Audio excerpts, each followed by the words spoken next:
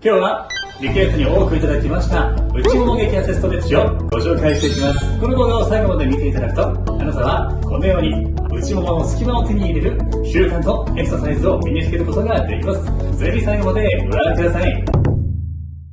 内ももが太くなってしまう原因ですが、立っている時に内ももを使えてない方が多いです。人の体重を支えているっていうことは、常に足は筋トレ状態なわけです。これがですね、適度に内ももにも力が入っている方は、普通に生活していれば勝手に内ももは締まっていきます。これを見る目安としては、座ってもらって、このように足を閉じて力を入れたら開いてしまう方、これは内ももの筋肉が弱くなっています。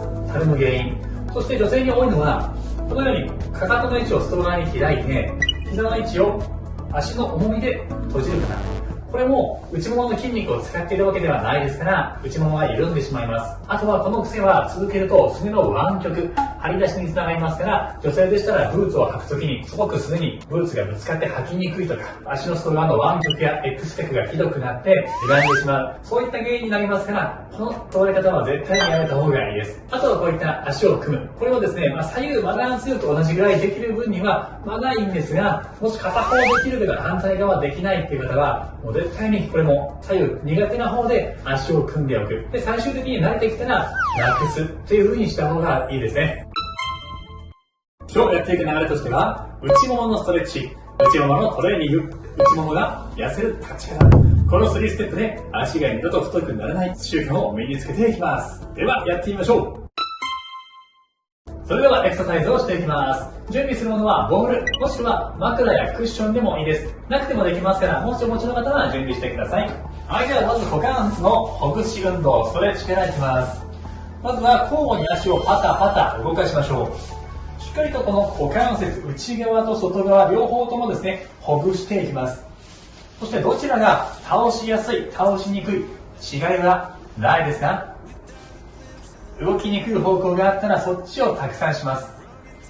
普段内股気味の方はしっかりガニ股に倒す方。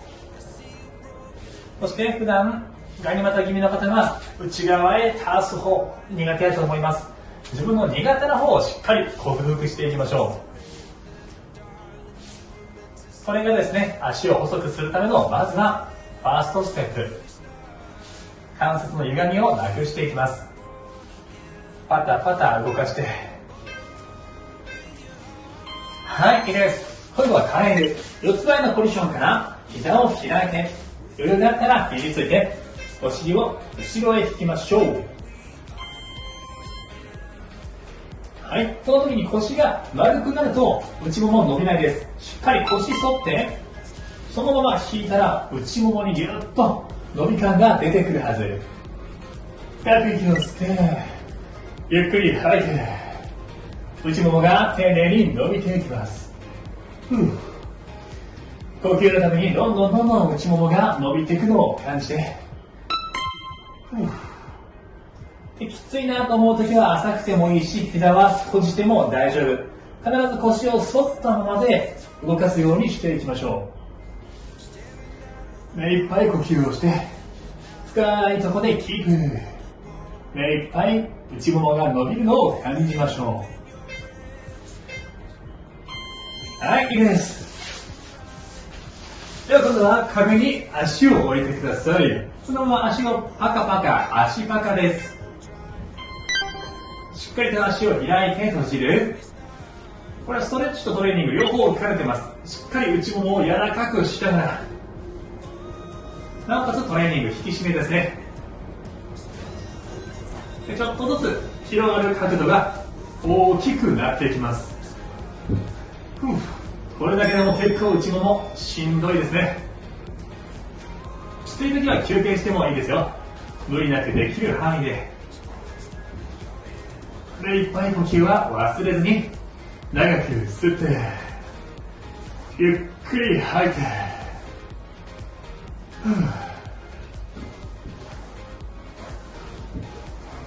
もう一息頑張って。 OK いいです。リラックス。今度はクッションを膝下に置いてこんな感じ、足を上げます。はい、足の上げ下げ。上の足でもボールを潰してますから、上の足の内ももも使うし、下の足、伸ばした方の足も内ももを使ってます。しっかりとお腹を引っ込めて、吐いて吸って呼吸をしながら、両方の内ももで髪を挟むようなイメージです。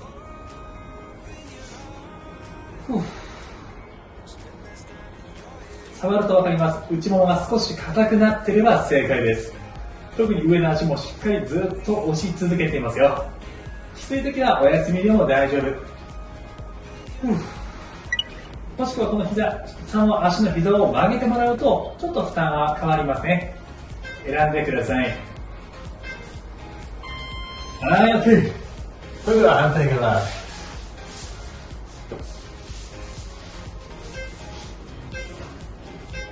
はい、下の足を遠くへ引っ張りながらアップ&ダウン。できるだけ下から引っ込めて、地面とお腹にスペースができると理想的。お腹も締まっていきます。一番意識をするのは内もも同士。両方の内ももでキュッと髪を挟むイメージ。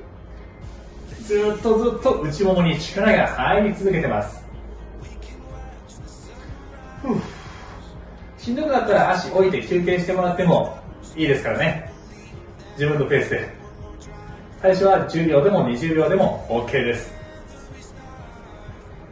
足先は遠くへ引っ張って、もう一息だけ頑張って。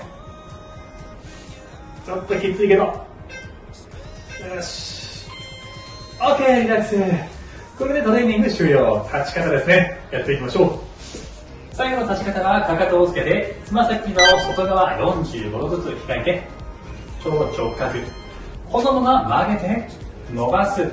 曲げて、伸ばすだけ。この内ももで髪を挟むぐらい。お皿は外側に回してます。クラシックバレエ、アンディオールと言いますが、股関節を外に回す動き。これで内もも同士の隙間をなくします。大事なのは膝が内側に入るとこれダメです。膝を痛めます。必ず外側に向けた人差し指とお皿の向きを揃えた状態で伸ばす、戻す、伸ばす、戻す。ちょっとずつこの内ももの隙間が減っていくのを感じて、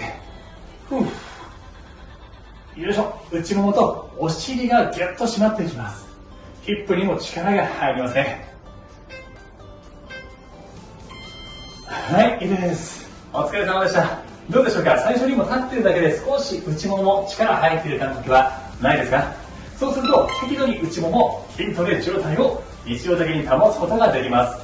これが続けば立っているだけでも内ももは細く締まっていきますから、この習慣身につけていきましょう。ぜひこの動画のご感想はコメント欄にお願いします。Twitter や SNS でもシェアしていただけるとすっごく嬉しいです。